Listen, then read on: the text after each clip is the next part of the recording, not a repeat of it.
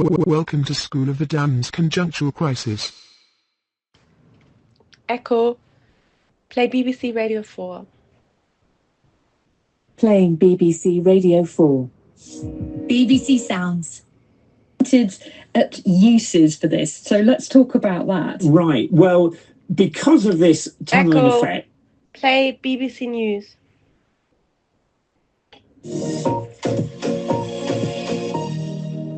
Israel's cabinet is meeting to formally agree to the first... What is conjuncture?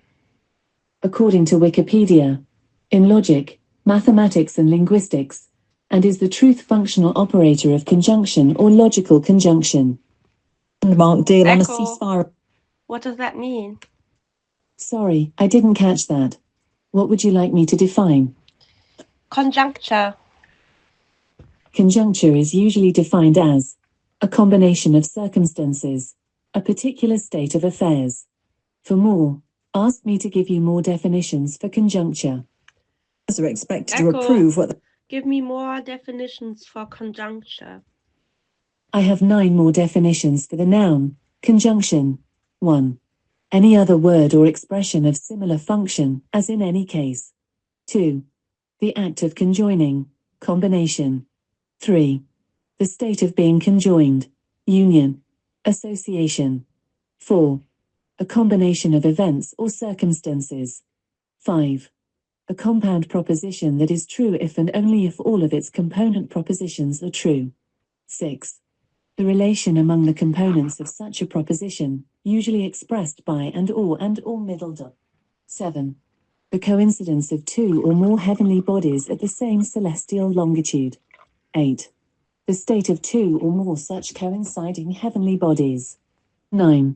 The coincidence of 2 or more heavenly bodies at the same celestial longitude, characterized by a unification of the planetary energies, an astrological aspect. Hostage liberation plan in exchange for the freeing of around 2,000 Palestinian prisoners. This is the conjuncture.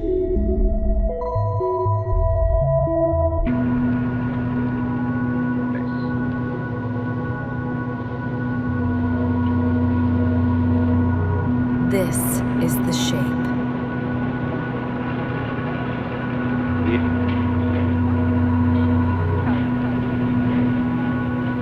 An undulating formation of forces coming together around us.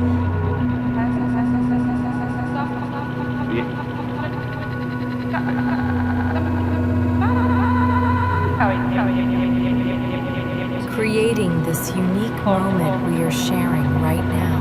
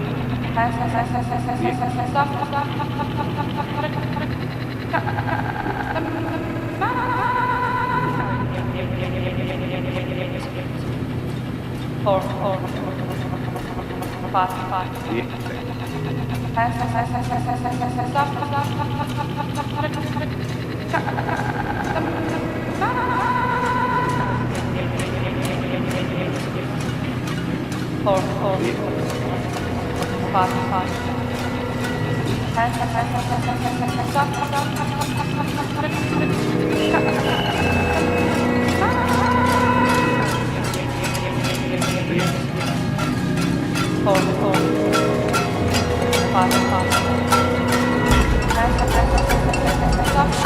the only pure thing in this world.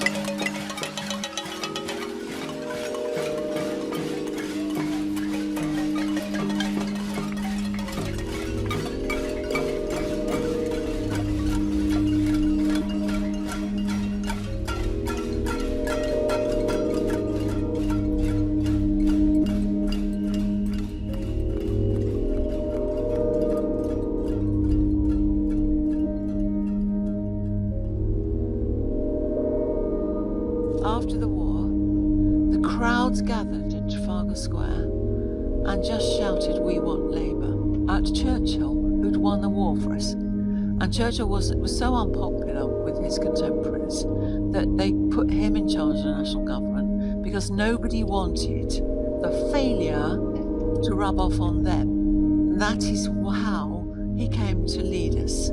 So there are some very surprising things when push comes to shove. So it's the least expected people who actually deliver. The second thing is that crowd was shouting at Winston Churchill, the great war leader, and other people on the podium, and it was packed with ex-servicemen who managed to get home in 1945. Not all of them had. They'd been separated. You cannot imagine the dislocation in our country. And they said, "We want Labour, because they were convinced that it would solve everything and that Labour was going to come in with welfare, which they did. They delivered a proper education system, the NHS, all on a shoestring. We still had rationing, we still in a lot of trouble. And you know what? A few hard winters later, when the miners went on strike because they'd been so deprived during the war, think resident doctors right now. They wanted more pay, so when they stopped delivering coal, then numerous industries shut down. Everybody had to get through freezing winters. So by the time of the next general election, they brought the Tories back. So we are in that kind of situation now. We have an emergency which was caused by fascism and right-wing politics all over Europe for very similar reasons we've got now, the aftermath of the First World War. And yes, we all thought, we thought Labour would do it, and they did, but there are forces out there who say we're not getting enough for our job, we sacrificed in the war, we sacrificed this, that and the other, now we want our money. And that's what happened to Labour after the war. They were voted out. Yeah. So, then they thought it was all fine because the Tories managed to reap the benefit of being 8 years after the war, and I think, I can't remember when the next election was, 51, maybe 6 years after the war, we didn't have set terms then. So they came in, but we'd had all the hardship. Labour dealt with all the hardship, so suddenly they had an easy ride, and they were in, and, but we were one nation. They were one nation Tories, and that was because people like, oh gosh, I've been rattling on so long I've forgotten his name, but some of the real leadership there had been in the First World War serving. So their philosophy was very much to do with rescuing the perishing and getting the country on a proper footing. That's all gone. That went with Thatcherism, and people like Thatcherism because she said everyone can have a house, everyone can do this. We've just got to sort of, not be. She knew the price of milk, but she didn't know the cost of her politics. That way.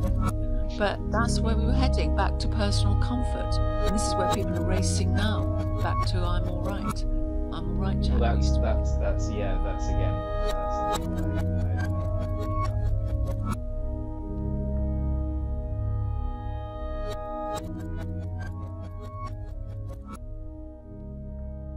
I'm not going to be the person I'm expected to be anymore. Bleu de Chanel advert, 2010. YouTube. The audio in the background is from my back garden, recorded at 2:45 a.m.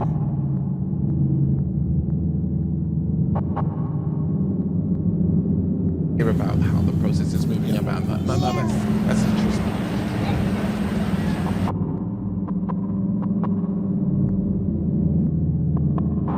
Visit Croydon, streets, shops, and good name shops that were there before, all gone, and all the people moving in, selling their wares. I think it doesn't resemble the Croydon that I know.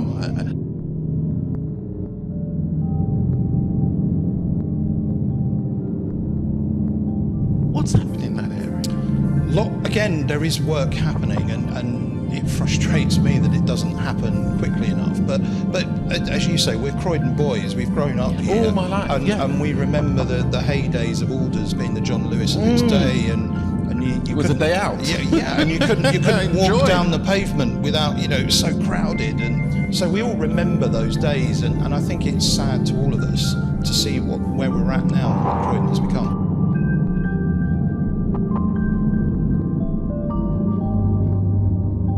Hammerson controls Central, so they've always been here, but I personally don't feel the council has put enough pressure on them to deliver for our town centre.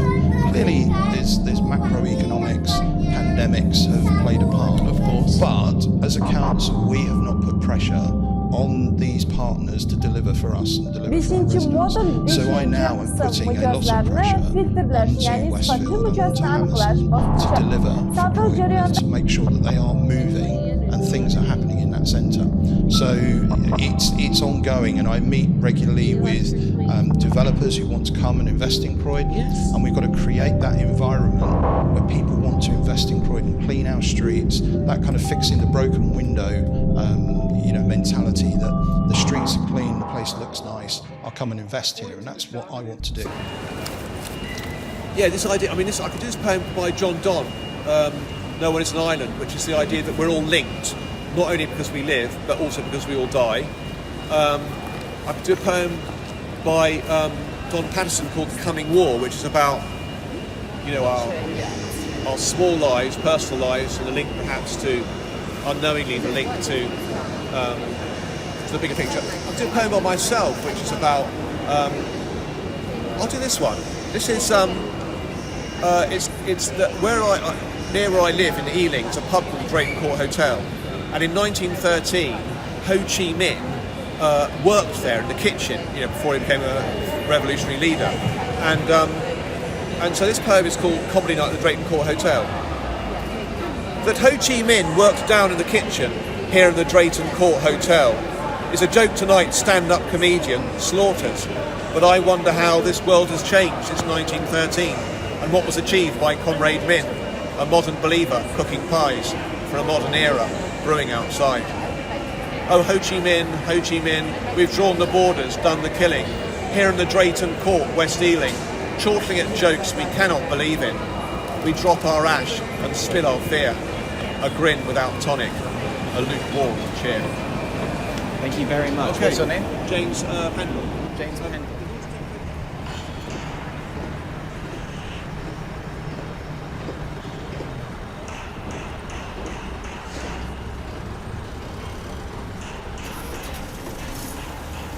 Comfort Construction, or 1 hour of relaxing sounds of demolition.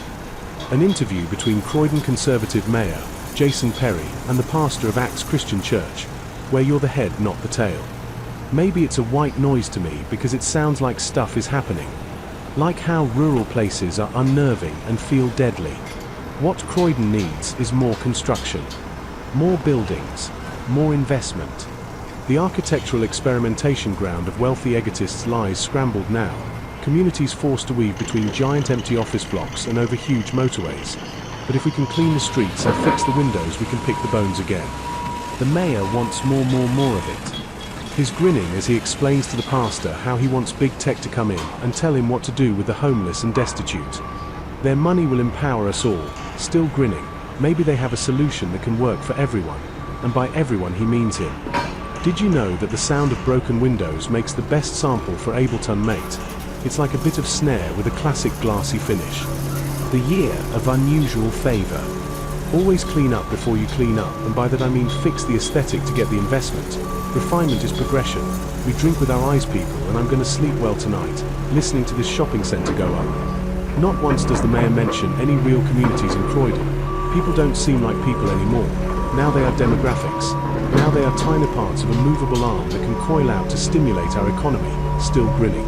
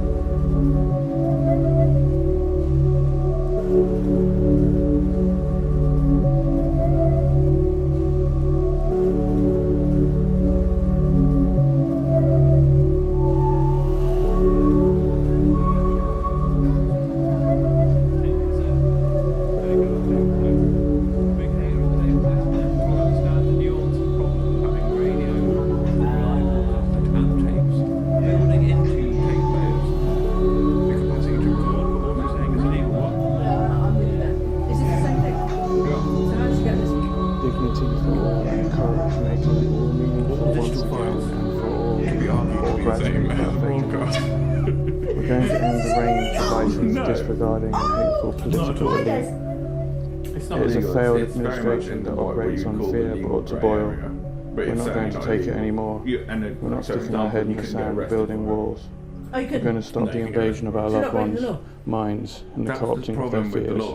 We're going to reclaim meaning for all. There are some laws you can break. We're going to unlock the love and respect that is in every one of us and that every one of us deserves, even if they have not been shown it themselves.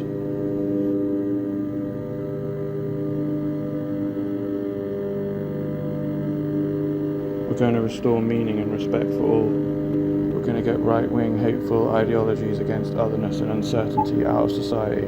We're going to make all meaningful again. I was on my way to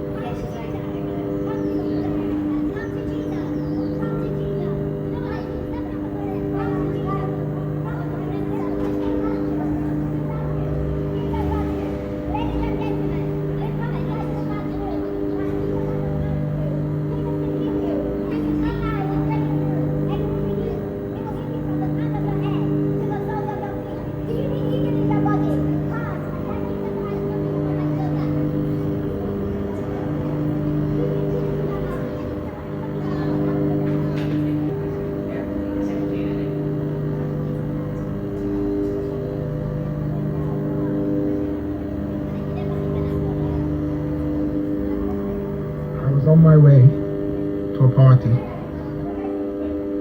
I think it could be about collectivity over individualism.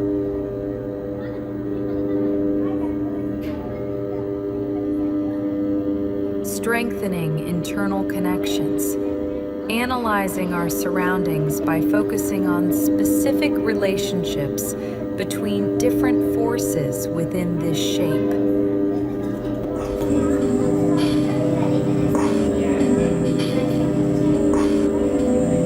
Or conjuncture.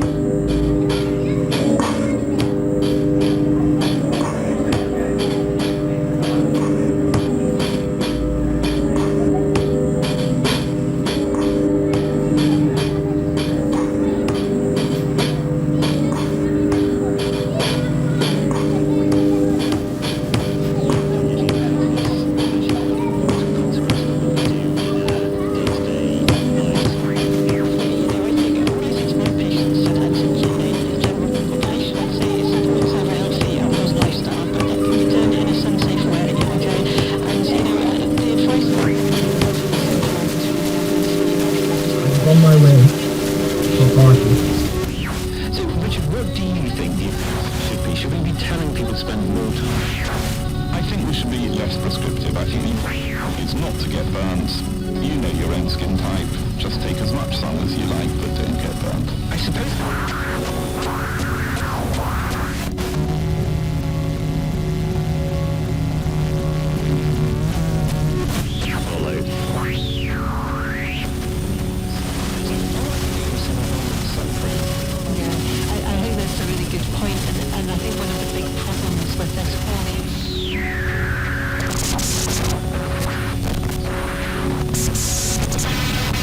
Possible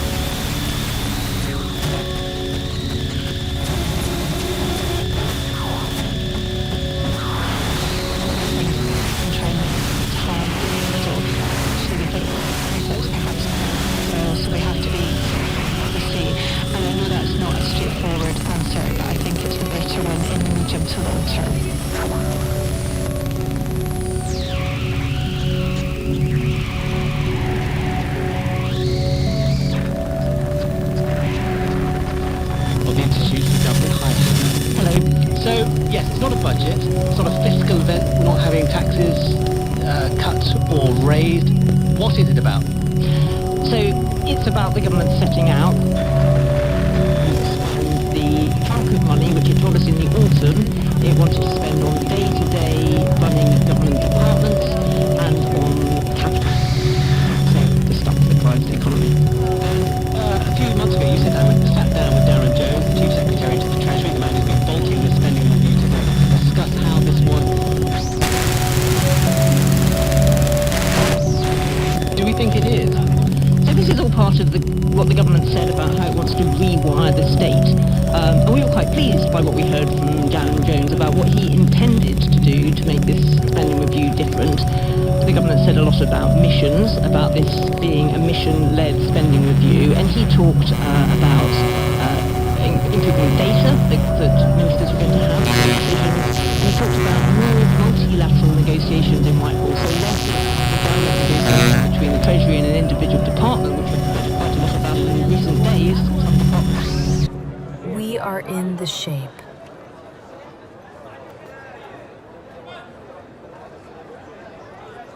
We are in the conjuncture.